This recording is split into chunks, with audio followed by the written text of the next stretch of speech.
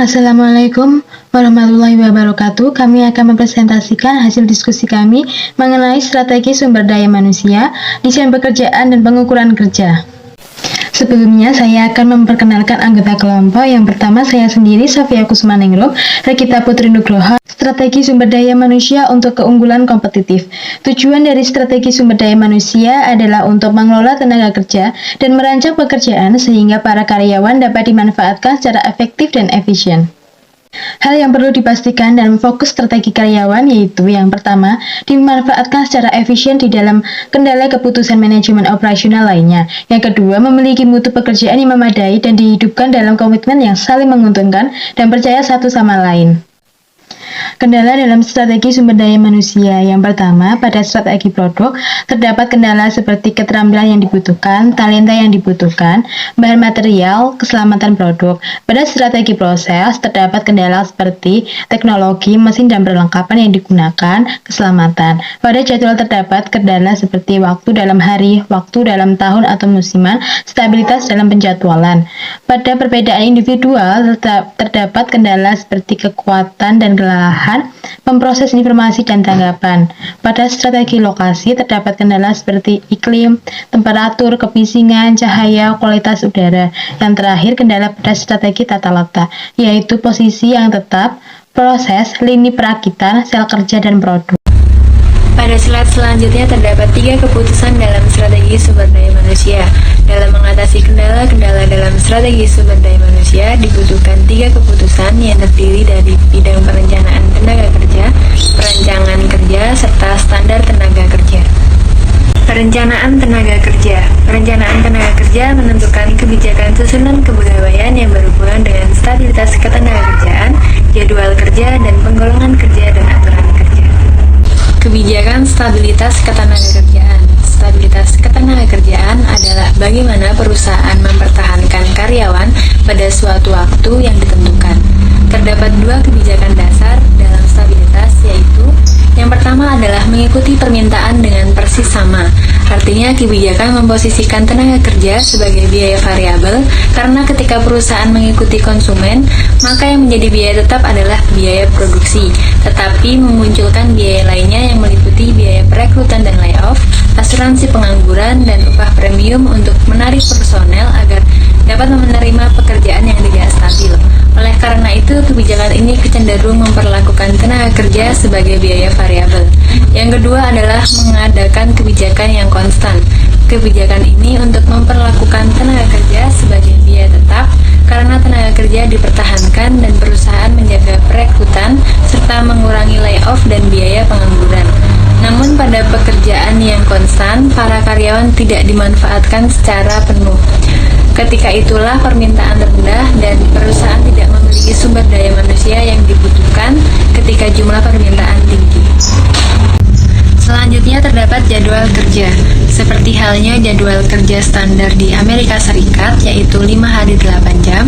Kemudian kebijakan jadwal kerja dibagi menjadi 3 bagian, yaitu yang pertama adalah flex time atau waktu fleksibel, di mana kebijakan yang memungkinkan bagi para karyawan di dalam batasan tertentu dapat menetapkan jadwal mereka sendiri.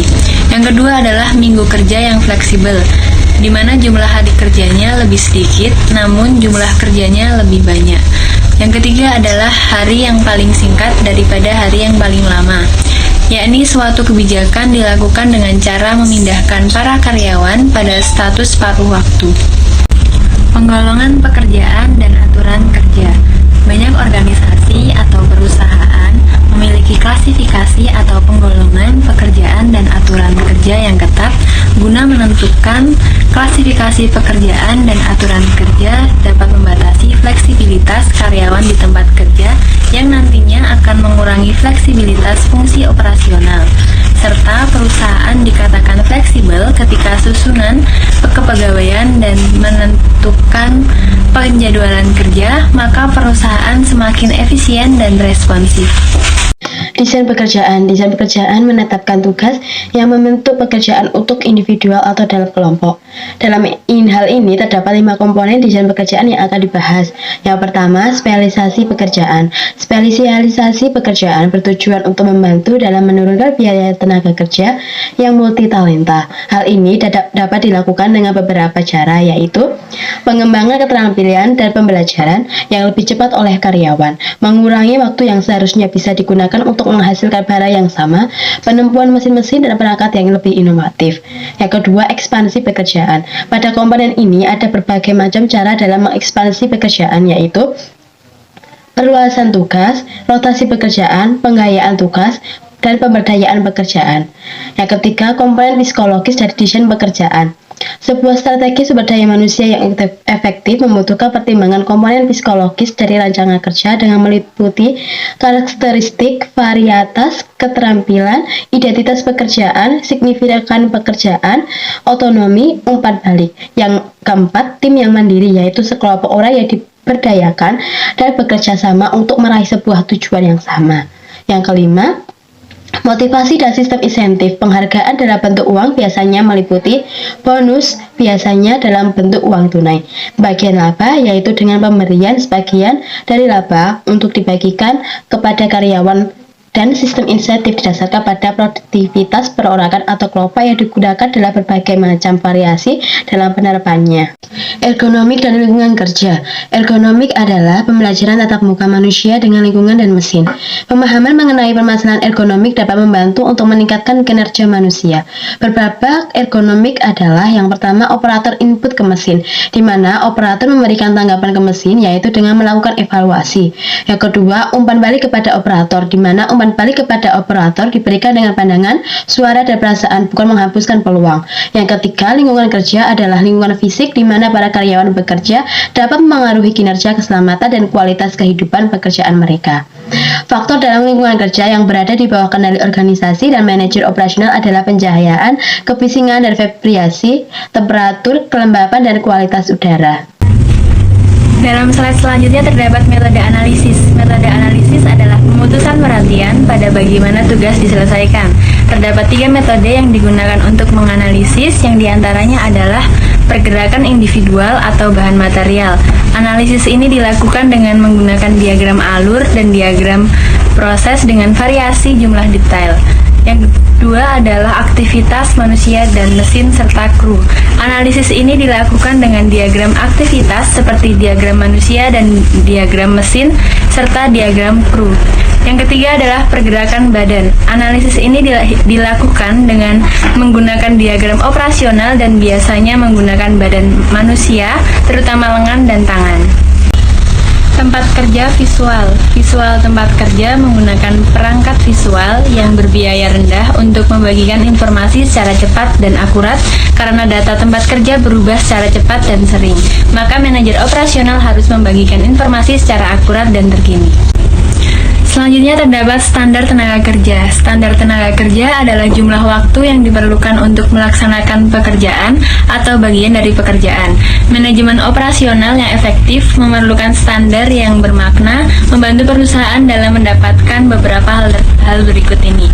Yang diantaranya adalah biaya tenaga kerja, yaitu isi tenaga kerja atas barang yang dihasilkan. Kebutuhan kepegawaian, yaitu berapa banyak orang yang akan dipekerjakan untuk memenuhi produk yang diperlukan. Estimasi biaya dan waktu sebelum produksi, yaitu untuk membantu mengambil berbagai keputusan dari estimasi biaya hingga keputusan untuk membuat sendiri atau membeli. Selanjutnya terdapat besaran kru dan keseimbangan kerja, yaitu orang yang melakukan sesuatu di dalam satu kelompok aktivitas atau pada lini produksi. Selanjutnya terdapat produksi yang diharapkan, yaitu manajer mampu mengetahui pekerjaan apa yang merupakan hari kerja dan apa yang merupakan hari kerja wajar. Selanjutnya terdapat rencana insentif, yaitu upah yang mendasar sebagai acuan untuk memberikan insentif. Selanjutnya terdapat efisiensi di dalam hal karyawan dan supervisi, adalah hal yang diperlukan untuk mengetahui apa yang digunakan dalam penentuan efisien. Demikian presentasi yang dapat kami sampaikan. Apabila ada kurang dan lebihnya, kami mohon maaf. Wassalamualaikum warahmatullahi wabarakatuh.